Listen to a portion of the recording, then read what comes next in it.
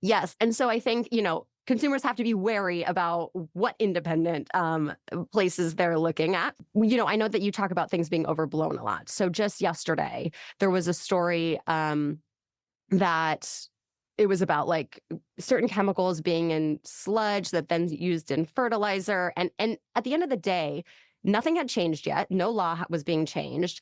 And knowing that the chemical was in sludge that then goes in fertilizer, it didn't give you any information to actually change your choices at the grocery store.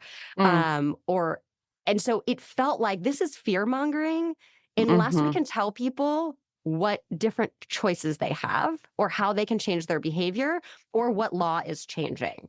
mhm. So let's hold off on this one until one of those things comes to light. Um, because while I think information is good, I think information without the ability to take action um, can be overblown. It can be anxiety inducing.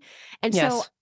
as somebody who saw the worst case scenario all the time and was impacted by it, I'm very careful about how do we talk about this story in a way that is informative. It is the things that people need to know that can allow them to advocate if they want to, without giving them things that's just going to cause anxiety and do no other good.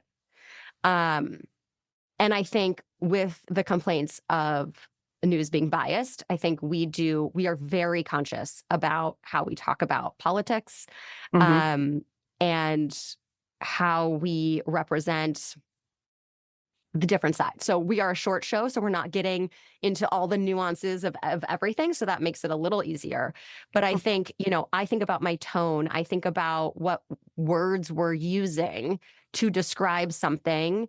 If we say somebody denied something, does that kind of imply that they're lying? Or are we Uh-huh. saying what they're saying instead?